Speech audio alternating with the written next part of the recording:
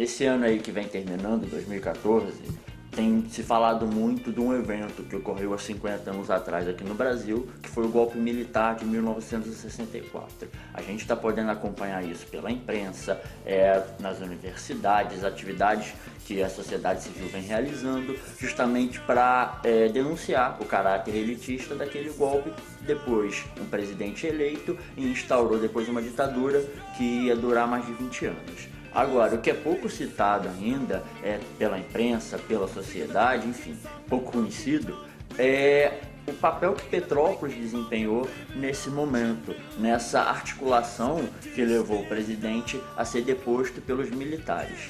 E aí vale a pena a gente contextualizar um pouco, né, do porquê. Por que um presidente eleito pela população, ele foi eleito vice-presidente, tomou posse depois quando o presidente Jânio Quadros renunciou, ou seja, era um presidente que estava exercendo seu poder de forma legal, com amplo apoio popular. Por que ele foi deposto, né? Então a gente tem que entender, tem que contextualizar para aí a gente chegar até Petrópolis, porque tem um elemento central para a gente compreender essa situação, que é, apesar dos militares terem sido a ponta de lança, ou seja, foram um instrumento concreto que depuseram o presidente eleito, os militares não agiram sozinhos, né? Você tinha uma rede aí de civis, de empresários que estavam com interesses nessa deposição, e aí que Petrópolis vai cumprir um papel fundamental.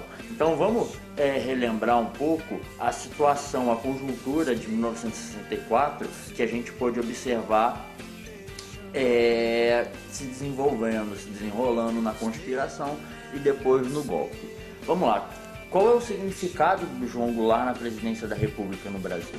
O João Goulart, ele era uma figura historicamente ligada à classe trabalhadora. Foi ministro do Trabalho do Vargas, foi o responsável por dobrar o salário mínimo, sempre teve diálogo com os sindicatos. Então ele é eleito para vice-presidente, né? Porque naquela época a eleição não era casada como é hoje, você vota no presidente, já vem junto o vice, era separado, o povo escolhia o presidente e o vice-presidente. Na sucessão do Juscelino Kubitschek, você tem um processo eleitoral meio ornitorrinco, porque a população vota com o presidente da direita, o Jânio Quadros, mas não vota no vice-presidente dessa mesma direita. Ela vota no vice-presidente apoiado pela esquerda, que era justamente o João Goulart.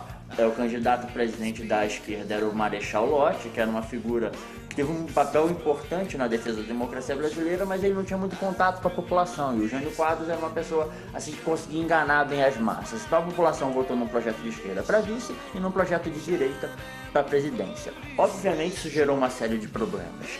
E esse presidente eleito, o Jânio Quadros, ele não conseguiu ter todos os poderes que queria para efetivar aí os seus projetos de caráter elitista, né? Ele queria restringir os salários para controlar a inflação, perseguir os movimentos sociais, enfim, ele não tinha apoio. O que ele pensou? Em renunciar à presidência da República, e assim ele contava que, com medo do presidente da esquerda assumir, você teria um Congresso que lhe daria poderes ditatoriais, os militares lhe apoiariam. Agora, foi um péssimo golpe, porque o Jânio Quadros renuncia, pensando que seria chamado de volta, não foi. E, por lei, quem deveria tomar posse seria o João Goulart, o vice-presidente. Os militares tentam articular um golpe, apesar de não terem chamado Jânio Quadros de volta, eles tentam impedir a posse do João Goulart, só que não conseguem. A população brasileira se mobiliza, você tem uma série de manifestações.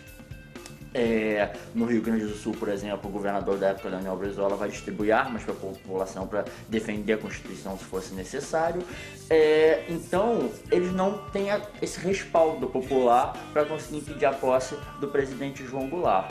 E acaba que, no final das contas, o João Goulart cede, né? Ele assume que até aceita perder alguns poderes como presidente, mas ele quer tomar posse. Então a solução que eles encontram é o sistema parlamentarista. Você vai ter um presidente sem poderes de fato, quem vai mandar é o parlamento, né, o Congresso Nacional. E ele toma posse dessa forma, ou seja, João Goulart já chega no poder sob um golpe militar, né? Apesar de um golpe que foi abortado pela metade pelo contragolpe, pela mobilização popular.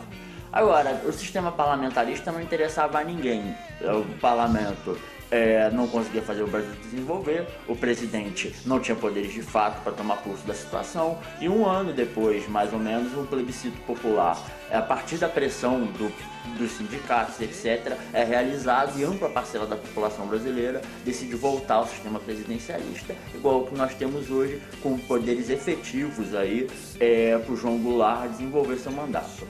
E a sua presidência foi marcada pela pressão dos movimentos sociais, e essa vitória no plebiscito do João Goulart foi também uma vitória popular. Por isso que você vai ter aí a conspiração da direita, agora é assunto que fica para a próxima semana.